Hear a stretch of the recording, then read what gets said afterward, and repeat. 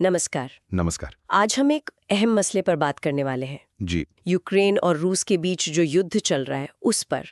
पिछले कुछ सालों से ये दुनिया भर में छाया हुआ है। बिल्कुल, बहुत जटिल मामला है ये। हाँ, तो आज कोशिश रहेगी कि इसके जो जरूरी पहलू हैं उन्हें थोड़ा आसान शब्दों में समझें।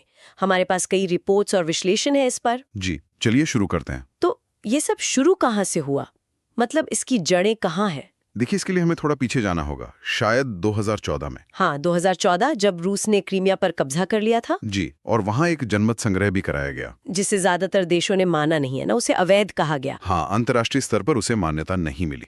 और उसी समय के आसपास पूर्वी यूक्रेन में भी तनाव बढ़ गया था। वो डॉनबास वाला इलाका, डोनेट्स्क और लुहांस्क। बिल्कुल, वहाँ रूस समर्थित अलगाववादी और यूक्रेनी सेना के बीच लड़ाई छिड़ गई। और ये लड़ाई तो फिर कई साल चली, 2021 तक। जी हाँ, और आरोप लगते रहे कि रूस उन्हें हथियार और फंडिंग मतलब पैसा वगैरह दे रहा था। लेकिन फिर आया वो निर्णायक मोड़, 24 फरवरी 2022। हाँ, वो तारीख तो खैर सबको याद है, जब रूस ने यूक्रेन पर एक बड़ा जिसे कहते हैं चौतरफा हमला कर दिया। रूस का कहना था कि वो यूक्रेन को नाजी प्रभाव से मुक्त कराना चाहते हैं और पश्चिमी देशों के करीब जाने से रोकना चाहते हैं। जी, ये उनके घोषित कारण थे, पर दुनिया के ज्यादातर देशों ने इसे एक तरफा आक्रमण ही माना। शुरुआत में तो ऐसा लगा था, या शायद रूस को भी लगा होगा, कि वो कीव पर जल्दी कब्जा कर लेंगे। हाँ, उत्तर की तरफ से बेलारूस के रास्ते से एक तेज हमला हुआ भी था कीव की तरफ। पर वो सफल नहीं हो पाया। नहीं, यूक्रेनी सेना और वहां के आम लोगों ने भी मतलब जबरदस्त प्रतिरोध दिखाया। तो ये शुरुआती नाकामी एक तरह से अहम मोड़ साबित हुई। बिल्कुल, मुझे लगता है इसके बाद रूसी सेना ने अपनी रणनीति बदली।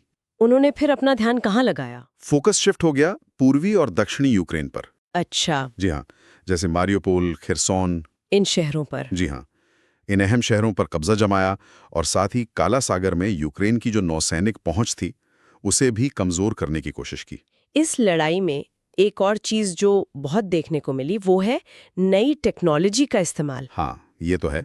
ड्रोन, मिसाइलें, सैटेलाइट इमेजरी, दोनों तरफ से इनका खूब इस्तेमाल हुआ। वो ईरान वाले शहीद ड्रोन की भी काफी चर्चा हुई थी, जिनका इस्तेमाल रूस कर रहा था। जी बिल्कुल, ये दिखाता है कि कैसे युद्ध के तरीके बदल रहे हैं। ड्रोन युद्ध का एक अहम पहलू बन गए हैं। और दुनिया ने इस पर प्रतिक्रिया कैसे दी, मतलब अंतर्राष्ट्रीय स्तर पर? प्रतिक्रिया बहुत तेज थी, खासकर पश्चिमी देशों से। America, European union, Britain, Japan. हाँ, इन सब ने रूस पर कड़े आर्थिक प्रतिबंध लगा दिए। बहुत कड़े। जैसे बड़े रूसी बैंकों को स्विफ्ट पेमेंट सिस्टम से बाहर कर दिया गया। तेल और गैस के व्यापार पर भी रोक लगाने की कोशिशें हुई। जी बिल्कुल। और दूसरी तरफ यूक्रेन को बड़ी मदद मिली। हाँ, पश्चिमी देशों और नेटो सहयोगियों से अरबों डॉलर की सैन्य सहायता पहुंची।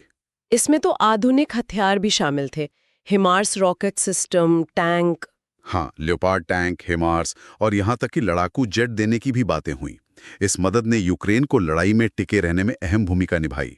ये तो हुई पश्चिमी देशों की बात, लेकिन बाकी दुनिया जैसे भारत और चीन, जो बड़ी ताकतें हैं, उनका क्या रुख रहा? ये एक दिलचस्प पहलू है। भारत ने एक तरह से संतुलित रुख अपनाया। मतलब न तो रूस के हमले की सीधी निंदा की, न खुलकर समर्थन किया। जी, ज्यादा जोर बातचीत और कूटनीति से हल निकालने पर रहा। और चीन ने कूटनीतिक तौर पर तो रूस का साथ दिया, पर ऐसा लगता है कि सीधी सैन्य मदद देने से वो बचता रहा। तो दुनिया इस मुद्दे पर बटी हुई दिखी। हाँ बिल्कुल, साफ तौर पर। अच्छा, अब जरा इसके मानवीय और आर्थिक असर की बात करते हैं, क्योंकि लड़ाई का असर तो सिर्फ मैदान तक नहीं रहता। असर बहुत ही भयानक रहा है। यूक्रेन में तो भारी तबाही हुई है। शहर के शहर उजड़ गए, स्कूल, अस्पताल, घर। लाखों लोग विस्थापित हुए, या तो देश छोड़ना पड़ा या देश के अंदर ही कहीं और जाना पड़ा। 1 करोड़ से ज्यादा लोग प्रभावित हुए। और अर्थव्यवस्था पर, खासकर खाने पीने की चीजों की सप्लाई पर। हाँ, यूक्रेन गेहूं का एक बड़ा निर्यातक है। तो युद्ध के कारण सप्लाई चेन बाधित हुई, जिसका असर पूरी दुनिया में महसूस किया गया। और रूस की अपनी अर्थव्यवस्था, उस पर क्या असर पड़ा इन प्रतिबंधों का? असर तो पड़ा। रूबल की कीमत गिरी, बहुत सी विदेशी कंपनियां रूस छोड़कर चली गईं, टेक्नोलॉजी मिलना मुश्किल हो गया। हालांकि रूस ने इसकी भरपाई करने की कोशिश की। चीन और ईरान जैसे देशों के साथ व्यापार बढ़ाकर कुछ हद तक स्थिति संभाली। तो अब सबसे बड़ा सवाल, क्या शांति की कोई उम्मीद है? बातचीत की क्या स्थिति है? देखिए, फिलहाल तो बातचीत पूरी तरह से रुकी हुई लगती है। दोनों पक्षों की अपनी अपनी शर्तें हैं। हाँ, यूक्रेन का कहना है कि रूस पहले कब्जा की हुई जमीन खाली करे, तभी कोई ठोस बात होगी। और रूस चाहता है कि यूक्रेन गारंटी दे कि वो कभी नेटो जैसे पश्चिमी सैन्य गठबंधन का सदस्य नहीं बनेगा और कुछ इलाके जिन पर रूस ने कब्जा किया है उन्हें रूस का हिस्सा मान लिया जाए। बीच बचाव की कोशिशें भी तो हुई थी, तुर्की, भारत। जी, कोशिशें हुई हैं, पर कोई ठोस नतीजा अभी तक सामने नहीं आया है। मामला एक तरह से फंसा हुआ है। तो इसका मतलब ये हुआ कि सिर्फ दो देशों के बीच की लड़ाई नहीं रह गई है। बिल्कुल नहीं, ये एक वैश्विक भू राजनीतिक संघर्ष बन चुका है। इसमें कई बड़े मुद्दे उलझ गए हैं। हाँ, जैसे ऊर्जा सुरक्षा यानी एनर्जी सप्लाई, मिलिट्री टेक्नोलॉजी, दुनिया भर का व्यापार और यहाँ तक कि लोकतंत्र बनाम अधिनायकवाद की बहस भी इससे जुड़ गई है।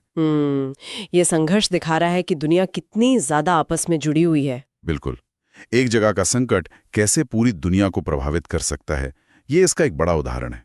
तो इसी सोच के साथ हम अपने सुनने वालों के लिए एक सवाल छोड़ जाते हैं। जी, इस युद्ध ने दुनिया की गहरे अंतर संबंधों को तो उजागर किया ही है, पर क्या इसके कुछ ऐसे भी असर हो सकते हैं, लंबे समय तक चलने वाले, शायद छुपे हुए अंतर्राष्ट्रीय रिश्तों और गठबंधनों पर, जो अभी हमें पूरी तरह साफ दिखाई नहीं दे रहे हैं? ये सोचने वाली बात है। जरूर सोचेगा इस पर। आज की चर्चा यहीं समाप्त करते हैं। धन्यवाद।